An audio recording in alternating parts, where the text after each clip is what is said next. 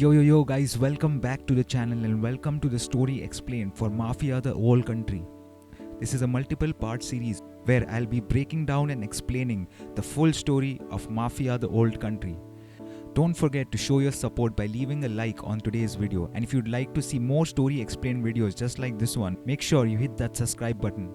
Let's try and reach our first milestone of 50 subscribers together. But without any further delay, let's dive straight into the story. We are first introduced to the game's main protagonist, Enzo. He and another miner, Guitano, are deep underground, searching through the rubble of the mine. Hidden among the rocks, they pull out a box. Wrapped inside a cloth is the treasure they had been collecting over time.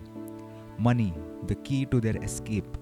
Inside the box, Enzo also finds two personal items, a wooden horse and a postcard. He takes a long look at the wooden horse, noticing his own name, Enzo, engraved at the bottom of its belly. But this isn't a moment of joy. The horse is a painful reminder of his past. Years earlier, Enzo's own father had sold him to the mine's owner for just 100 lira, just enough to pay off his debts. For Enzo, that betrayal cut so deep that he swore never to speak to his father again. As far as he was concerned, his father was dead to him. And with that, anything connected to his past, including this wooden horse, was something he wanted no part of. The money in the box represented more than just wealth. For Enzo and Guitano, it was their ticket to freedom. The two men had been saving it for as long as they could, waiting for the moment they could finally leave this life behind. On the way to the surface, Enzo and Guitano find themselves face to face with Merlo, one of the first antagonists of the game. He is a member of the Spirado clan, a brutal group known for working people to the bone and chasing greed without mercy. By the time they reach the surface, the food is gone. There is nothing left for them to eat.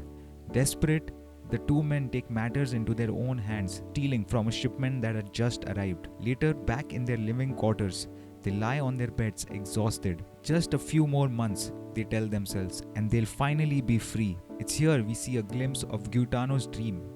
Unable to read, he hands Enzo a postcard, one he's clearly looked at many times before. The postcard is from his uncle Silvio, who has made a life for himself in America. In it, Silvio urges Guitano to join him when he has the means. Enzo agrees, but the dream doesn't last long. Guards storm into the room, announcing double shifts. In the courtyard, tension rises. This is where we meet the true leader of the mine and the clan, the ruthless Don Spirado. Recent tremors have shaken the mine, rising fears of gas leaks and collapses. The miners don't want to go back underground. They know it could mean death, but Don Spirado doesn't care. He orders Merlo to send Enzo and Guitano down into the mine to investigate and to find the missing workers. It's an order they can't refuse. When they descend, the danger is clear. The walls groan, the rocks shift, and bodies lie scattered across the floor. Miners already killed by poisonous gas. Suddenly, another tremor rips through the mine. The structure begins to collapse. Enzo and Guitano run for their lives, but disaster strikes. Guitano drops the money, the one thing they needed to escape.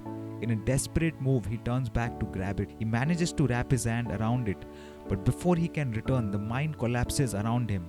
The rocks crash down. The box is trapped, and Guitano is gone. Enzo is left alone, his closest friend dead, his hopes buried under the rubble. Fueled by rage and grief, Enzo pushes forward, climbing towards the surface. When he finally emerges, Merlo and the mine's overseers are waiting. Merlo strikes Enzo, mocking him, but Enzo refuses to bow down. In that moment, he pulls out a knife he had found in the mine and challenges him. The fight is quick but brutal. Enzo slashes Merlo's face, leaving him scarred. But the struggle triggers chaos.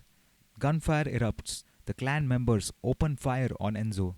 Outnumbered and outgunned, he has no choice but to run.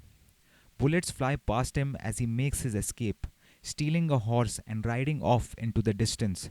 His life in the mine is over, but his story and his fight are only just beginning. And that is the opening chapter of Mafia the Old Country, a brutal tale of betrayal, survival, and rebellion set in the heart of Sicily. If you enjoyed the story explained, make sure you leave a like and subscribe to the channel for the next part in this series. Thank you for watching, and I'll see you in the next one.